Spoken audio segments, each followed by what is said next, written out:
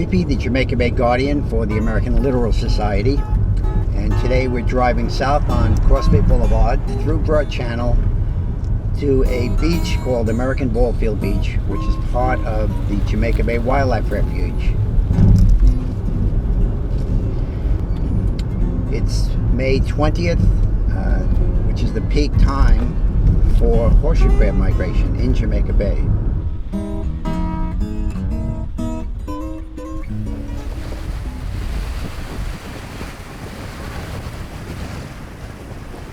It's springtime, it's coming on the high tide, and it's time for all the horseshoe crabs to come up and lay their eggs on the shoreline, the annual mating ritual of the horseshoe crabs. All right, what we have here is a male horseshoe crab. The males are smaller than the females here. This is a female and a male. And this one actually has a tag on it.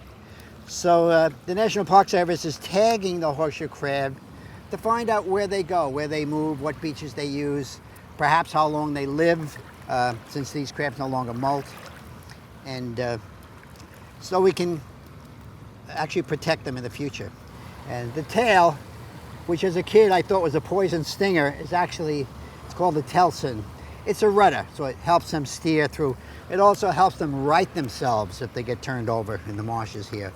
So we're gonna put this guy back, let him get back to business here, and we'll look for more. Here we have a nice little cluster of crabs, two males and a female. And one might ask, why are they interesting and why are we concerned about them? Well, first of all, this is an ancient animal that precedes the dinosaurs. They date back in the fossil records over 400 million years, the same basic structure. Though this is a very successful structure. Also, ecologically, these crabs lay billions of eggs at the high tide mark this time of year. And it's very important for all the migratory shorebirds and all the marine life, all the fish life that come in to feed on that resource. Some of the birds rely on this heavily. One in particular, called the red knot, travels nonstop from Brazil. And this is its first landfall, so it's burned up a lot of its body fat. So it needs to feed voraciously on the horseshoe crab eggs and actually double its weight before it'll head north up to the Arctic breeding grounds. So they have a very important ecological role. Many of the small fish come in to feed on them. All of the brant geese even come in to feed on them. We're seeing offshore there. The interesting medical thing about these crabs is that they have a copper-based blood, which is bluish in color. And it has a clotting factor called a C factor, which when refined in the lab, can detect minute traces of bacteria. So if one is getting a vaccination, one's getting a blood transfusion, they test it with the element from the horseshoe crab. So there are many medical labs that will collect them this time of year. They'll bleed them in the lab, but then they're supposed to return them to the same environment. So it's one of our keystone iconic animals in the bay. Very important, again, ecologically and medically and educationally. Give me a horseshoe crab and I have the attention of kids in the school. So what does this remind you of? What does it look like to you? Looks like a giant cockroach. Looks like a giant cockroach. What do you think, Mary? What is it? Feet look like a lobster. Yeah, it's got feet sort of like a lobster, you know. Thinking about like a stingray maybe because of like the long tail. A stingray, okay. But it's actually, although it's called a horseshoe crab, it's not really a crab. It's more closely related to scorpions and spiders and dates back in the fossil records over 400 million years.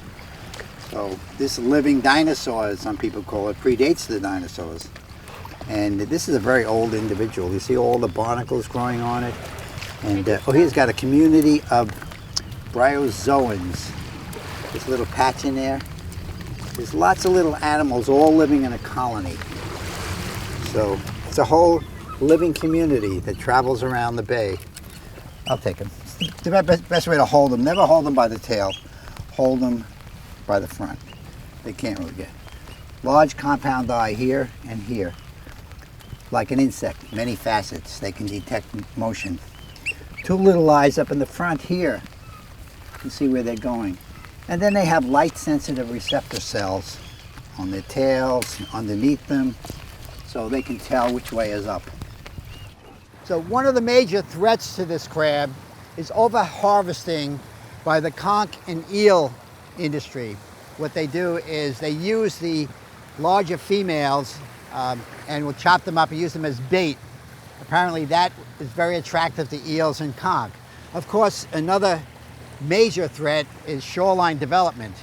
As more and more of our shorelines become bulkheaded or actually flooded by higher tides, that will not allow the crab to nest there anymore. So the future is problematic for this crab. But there's a lot of interest right now and a lot of awareness by the public and interest in protecting these crabs. So we're trying to do everything we can. It's important that we educate the public about the value of the horseshoe crab and get them involved.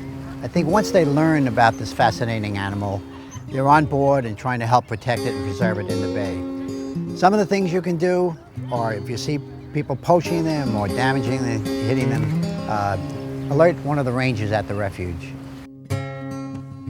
Hi, I'm Don Rippey, the Jamaica Bay Guardian and Director of the Northeast Chapter of the American Littoral Society.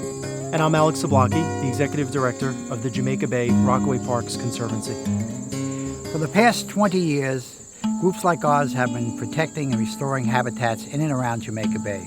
But a lot more needs to be done, and we could use your help. Consider volunteering to help us improve the Bay.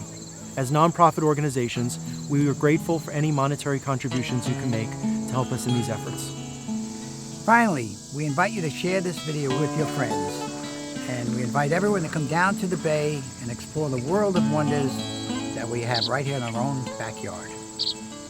Together we can protect and restore Jamaica Bay.